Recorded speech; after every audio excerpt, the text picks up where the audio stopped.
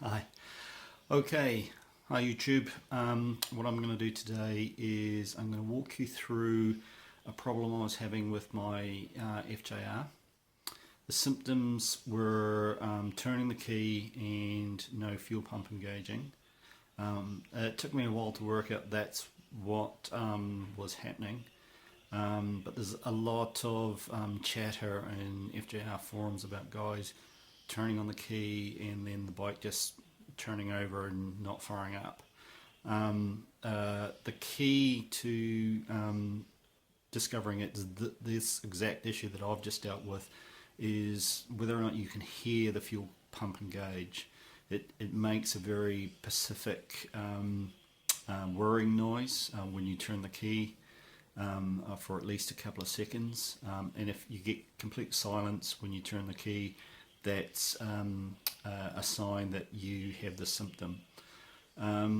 If the fuel pump isn't engaging, then it's likely to be the problem that I've just experienced, and this video is hopefully going to walk you through what I did and how I've resolved the problem. So here we go. I'll start off with showing you the symptom, and then I'll walk through fixing the issue. You'll notice the bike's in different places. This was shot over many months. I found the problem and I didn't get around to fixing it for at least 6 or 7 months later. So this has been quite some time since having the problem to fixing the problem, and here we go.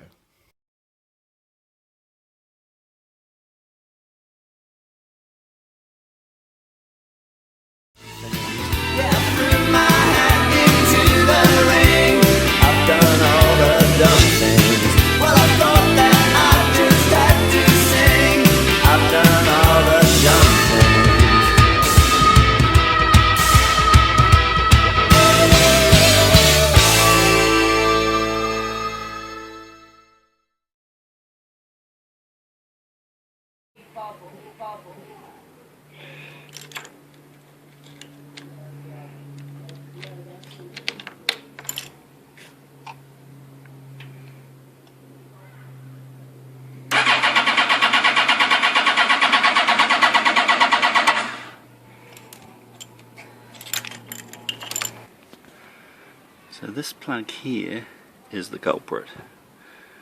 It clearly has something to do with the fuel pump, and wiggling it causes the fuel pump to engage.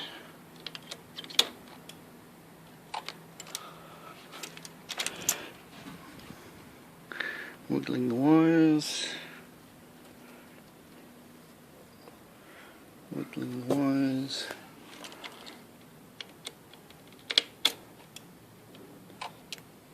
Not engaging. Hey ho, so what are we doing today? Well, what we're doing today is we're going to be working on this green plug. I can zoom right in here. I don't know if that's going to zoom, but essentially what's going on is the engine has made these wires all brittle, and the plug, these are the plugs that go into the bottom of the petrol tank. As you can see, I've taken the petrol tank off the bike, didn't film that. It's pretty straightforward on these bikes.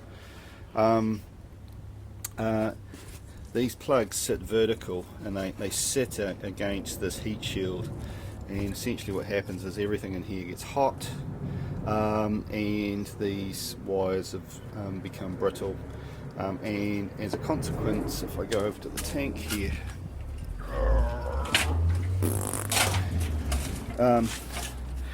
the plugs there that go into the fuel pump, they don't connect properly on this bike. So basically every now and then my bike won't start, which is genius. You know, going to Yamaha, they don't sell these as a part individually. They are a proprietary plug to Yamaha. Nice one, Yamaha. what you have to do is buy an entire new loom for your bike.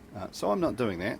What I did was I tracked down the manufacturer of this type of plug, and I purchased a couple of little kits. These are different physical sockets in the end to this one, so I have to save this green casing, but the innards are the same across other plugs. So I've gone and brought myself 2 plugs for about $6 US, and a special little tool which apparently will allow me to disconnect all these pieces. So that's the job for today, is to pull that apart, to fix up the shielding, to make the connections proper, to use the kits here to get that plug back into a new condition, and then put the bike back together.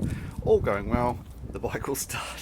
All going not so well, I'll be ringing an auto electrician because I'm a cunt. Okay, well, I'm going to stop waffling now, and I'm going to get it dismantled to the next step, and then I'll show you that. Okay, so that's the plug off. These are the old parts. So this is the piece I need, and the reason I need that piece is because these little locating lugs are in a very specific place on this casing. If I show you one of the new ones, you can see that they're in an opposite location. Get it facing the right way. They're in an opposite location. They're basically completely mirrored. But the internal parts, which are the bits that have all broken down, in these plugs are exactly the same. So that's the bits that I'm going to use.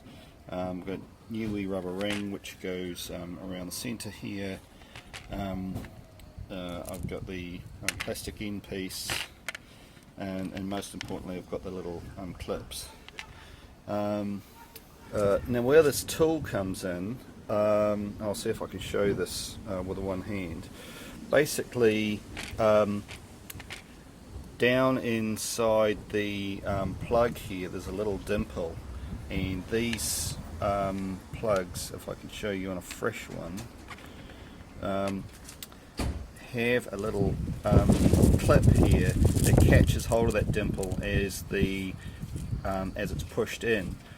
So what you have to do with this tool is poke it down inside of this hole here, release that clip, and then very gently pull the wire from the other side. It's a bit of a fiddle, but they do come out, and as you can see, one of the wires here that was under stress has actually broken away, but this one here came out okay. So basically the next step is to clean up these wires, put a bit more length on this one which has destroyed itself and heat shrink and things like that, get these new clips on, get them prepared to go back in here, and then I'm going to mount all the rubbers in the right places. These little end rubbers, they seal in the bottom here, so you have to make sure before you put these plugs on that you put the rubbers in, so that you've got everything in place before you go poking these clips, because these are, once they clip in, the fresh ones will be a lot harder to get out than the older ones. The center rubber here can just go on any time, as can this little blue cover. It's just a push-on cover that just helps seal up the end here slightly more, as you can see in this one here. And with this plug here, I mean, it seems to be okay, so I might leave that one, but what I might do is change the blue cover and the center rubber that's down in there, because I have two, so there's no point wasting them. Right, I'll crack on with that. I won't show you doing this, that's just going to chew up time. But once I've got it prepared to the point where I'm going to click it all back together, I'll bring you back in. Okay, so I've had the soldering iron out. I've done the repair to put this new piece in here, fix this one up. I'm now just going to put some heat shrink on. I've got to put the little orange rubbers on, and I'm also going to put some of this cloth sheathing over the whole thing before I put the green plug on, just to give it a bit more protection than what this rubber stuff here is giving it. When I've got it to that point, I will come back and show you the result. Okay, so I haven't heat shrink this up. The sleeving's just shoved on at the moment. I've got my little new seals on, and I've got the new ends crimped. So the next stage is to place it back into here, and it really just is a matter of popping them in those holes at the bottom and locking them in to where they seat. Now before I do that, I've taken some photos of what it looked like before I pulled it apart. So I'm going to refer to those, so I get them in obviously the right side. Getting them in the wrong side or getting them in the wrong positions would be bad. So I'm going to do that, refer to those, pop those into place, and then I'll show you that back together.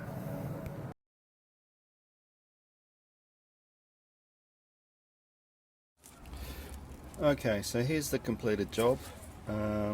Those rubbers are a pain in the ass to get in there, so you just have to very gently ease them in with a tiny screwdriver. They're very soft, it's quite easy to poke a hole in them, so be careful with that. That rubber goes on reasonably easily if the damn thing will focus. So that's it. It's the casing you have to save, not the innards. I haven't put the wee blue cap on yet, that's the final thing. I'll do that. I'll put the tank back on the bike, and cross fingers, she blows up. Okay, so the tank's back on now, as you can see. I haven't done it completely up, because if this goes horribly wrong, it's going to have to come back off.